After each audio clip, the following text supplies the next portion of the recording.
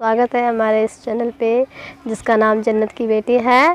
तो आप लोगों के साथ मैं मिली हूँ आज, या यूँ कहिए कि परमेश्वर के वचन के साथ और अपने जीवन की एक बहुत ही बड़ी गवाही, कुछ भी आप समझ सकते हैं। मतलब आज जो मैं आपके साथ शेयर करूँगी तो जो आपको लगे वो आप समझिए, लेकिन ये मेरे जीवन की सच्चाई है कि हम सोचते हैं कि हम मसीहत में आ गए और हमारे साथ प्रभु क्यों अच्छा नहीं कर रहा है, या फिर कोई दुख आता है या कोई तकलीफ़ें होती हैं, कुछ भी होता है तो ये हमारे सब आपके और हमारे अधूरे सुधार के कारण होता है। आइए हम वचन से लेकर आपसे बात करेंगे तो आपको आज समझ में आएगा कि सचमुच परमेश्वर का वचन जीवन में होना बहुत ज़रूरी है। यदि हमारे जीवन में परमेश्वर का वचन नहीं है तो हमारे जीवन में प्रॉब्लम्स बनी रहेंगी और हम दोष लगाएंगे कि प्रभु हमारी प्रेयर नहीं सुनते हैं।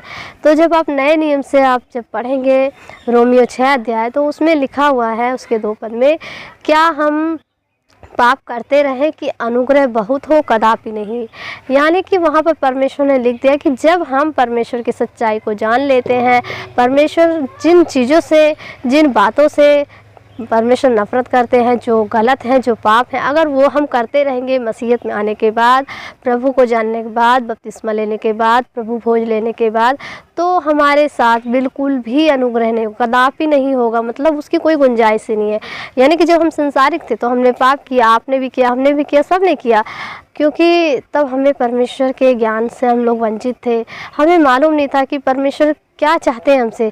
लेकिन जब हमने परमेश्वर को जाना, फिर दोबारा से अगर हम उसी संसारिक पाप में जाते हैं तो ये परमेश्वर को बिल्कुल भी नहीं पसंद है, ये खिलाफ है। और आज मैं अपने जीवन की ये बात बताऊंगी कि मेरे जीवन में वचन कैसे काम करा और कैसे आया। क्योंकि देखिए, जो ये मेरा जो तीसरा बेटा है, मेरे 2 बेटे थे, तो हम लोग सोच रहे थे कि, मतलब मैंने नहीं सोचा, मेरे हस्बैंड ने सोचा कि हमें एक बेटी की आशीष चाहिए। तो हमने परमेश्वर से प्रार्थना करी कि परमेश्वर हमें बेटी की आशीष दे। मतलब मेरी तो कोई राय नहीं थी, मैं 2 ही बच्चों से संतुष्ट थी। लेकिन मेरे हस्बैंड ने कहा, तो फिर मैंने कहा वचन हमें बताता है कि हमें पति के अधीन रहना चाहिए। तो मैंने कहा ठीक है, कोई बात नहीं, परमेश्वर जैसे मेरे हस्बैंड चाहेंगे तो ठीक है। फिर उसके बाद ये सब होने के बाद भी हमने, मतलब मेरे मन में ऐसा हुआ कि फिर मैं उसी पुराने जीवन में जाऊँगी, मैं परमेश्वर की महिमा नहीं कर पाऊँगी और फिर वही छोटे बच्चों को पालना पोसना। आप समझ सकते हैं, जो महिलाएँ हैं, जो माताएँ हैं, वो जानती होंगी कि कितनी दिक्कतें होती हैं बच्चों के साथ। तो फिर मेरे मन में शैतान ने ये डाला कि नहीं, इस बच्चे को इस दुनिया में मत आने दो। तो मैंने अपने हस्बैंड से अबॉर्शन की जो दवा मिलती है वो मंगाई, और फिर जब मैंने उसे हाथ में लिया, क्योंकि शैतान चाहता है कि हम लोग पाप करें। मेरे मन में तमाम प्रकार की बातें आ रही थी कि मेरे रिश्तेदार, मेरे मायके वाले, मेरे आस पड़ोस वाले कहेंगे, और कहते भी थे। जब मैंने इस बच्चे को अपने घर में पाला पोसा, मतलब मैंने क्या, परमेश्वर ने पाला, मैं तो जरिया थी, तो कहते भी थे कि तुम पढ़ लिख कर इतनी ग्रेजुएट हो तब भी तुम ऐसे क्यों कर रही हो, तुम्हें समझ नहीं है, इतनी महंगाई में 2 बच्चे बहुत हैं। लेकिन मैंने फिर सबकी उलाहना सुनी, सब कुछ सुनते हुए हमारे हस्बैंड वाइफ में लड़ाई झगड़ा भी हो जाता था।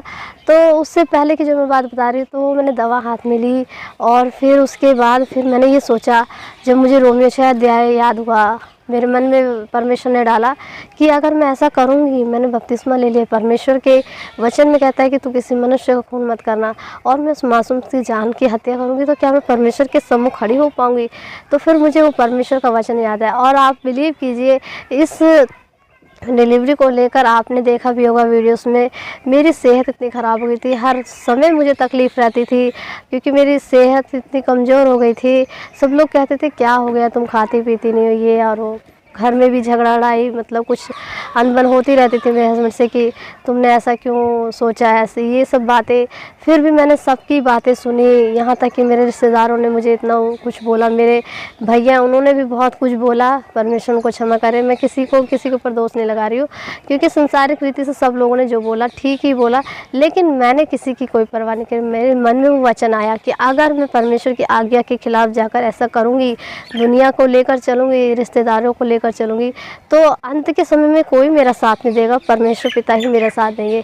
तो उस वचन का भय मेरे अंदर आया और मैंने इस पाप को होने से बचा दिया। मैंने अपने आप पाप नहीं किया, और फिर परमेश्वर ने मुझे बेटे की आशीष दी। फिर उसके बाद भी मैंने सोचा कि परमेश्वर ने मुझे बेटे की, क्योंकि देखिए, एक अच्छे बच्चे का यही फ़र्ज होता है कि जो माता पिता उसे दे दें, जो अपनी कमाई में उसे दे दें, संसारिक रीति से मैं आपको बता रही हूँ, तो उसी में हमें संतुष्ट है, हमें जिद नहीं करनी चाहिए, क्योंकि परमेश्वर की कुछ और ही योजना होती होती है, उसने कुछ और ही नियोजित कर रखा होता है हमारे लिए, लेकिन हमें इस वक्त बुरा लगता है। लेकिन जब वो समय आता है, वो खुशी आती है, तो हमें एहसास होता है कि हाँ, ये परमेश्वर ने हमारे लिए एकदम बिल्कुल सही काम किया है हमारे लिए। तो फिर मैंने अपने आप को समझाया कि जो पिता ने मुझे दिया है गिफ्ट, वो सही है, वो अच्छा है, मैं खुश हूँ, लेकिन इस पाप को होने से मैंने बचाया। तो अगर आप लोग भी मसीहत में आने के बाद इस तरह के पाप गुनाह करते हैं जो वचन के खिलाफ़ है, तो आप परमेश्वर की आशीष नहीं पा सकते। और आप विश्वास कीजिए, ना मेरे हस्बैंड मुझे कुछ बोलते हैं, ना मेरे हस्बैंड, कोई कुछ नहीं कहता है। हम लोग बहुत खुश हैं। और बच्चा भी, मेरा बेबी जब से हुआ है तब से अभी 1 महीने का हो गया है, उसे कुछ भी, एक भी पैसे की दवा या कुछ भी बीमारी कुछ भी नहीं हुई, क्योंकि परमेश्वर की आशीष से मिला। और मैंने अपने आप को इस पाप को, इस गुनाह को करने से बचाया। और परमेश्वर ने जैसे उसे भेजा है वैसे वो परमेश्वर सबको, क्योंकि परमेश्वर ने अब्राहम से वाचा बांधी थी कि मैं तेरे वंशज को बालू के किनकों के बराबर कर दूंगा। तो सचमुच परमेश्वर की जो योजना है वो अच्छी ही है। लेकिन इस मैसेज से मैं आपको यही बताना चाहूँगी कि आप लोग पाप ना करें, क्योंकि पाप करना बहुत ही बड़ी गुनाह और बहुत ही बड़ी सज़ा है। इस धरती पर हमें थोड़ा दुख मिले तो वो हमारे लिए सही है, लेकिन उस नरक की ज्वाला वो असहनीय है, उसमें आप ना जाएं। तो आप परमेश्वर का वचन का भय माने और परमेश्वर की निमित्त चलते रहिए। जो परमेश्वर हमसे चाहते हैं वो करते रहिए, क्योंकि वचन भी ये कहता है, प्रभु ने भी अपने आप को क्रूस पे चढ़ाया है, तो यही कहा कि पिता तेरी इच्छा पूरी हो, मेरी नहीं। तो हमें अपने परमेश्वर की इच्छा पे चलना चाहिए, ताकि हम पाप और गुनाह ना करें। और मैंने वचन को अपने जीवन में इस तरह से धारण किया। और परमेश्वर ने, देखिए, मेरे बेटे के जो चोट भी लगी थी उसे भी बहुत जल्दी अब ठीक हो रही है, हल्की फुल्की सी रह गई है कसर, क्योंकि परमेश्वर वो दयालु है। हम अपने गुनाहों के कारण अपनी सज़ा पाते हैं, लेकिन वो सज़ा, अगर हम परमेश्वर के सामने रोते हैं, गिड़गिड़ाते हैं, तो हमारी सज़ा कम हो जाती है। तो मैं आपसे यही कहना चाहूँगी कि आप लोग पाप मत कीजिए, परमेश्वर के वचन का भय लाइए, ताकि न्याय के समय, अंत के समय हम परमेश्वर के सम्मुख खड़े हो सकें और सम्मान के साथ हमें परमेश्वर अपने राज्य में लेकर जाए, प्यार के साथ, दुलार के साथ। तो इस वीडियो में, इस वचन में, इस गवाही में, इस मैसेज में मैं इतना ही कहना चाहूँगी। इसी तरह से आगे भी आपको मैं अपने जीवन की सच्चाई बताऊँगी वचन के द्वारा, ताकि आप लोगों को मैसेज मिले और परमेश्वर की महिमा बढ़े। अगली वीडियो मिलूँगी, तब तक के लिए जय मसीह।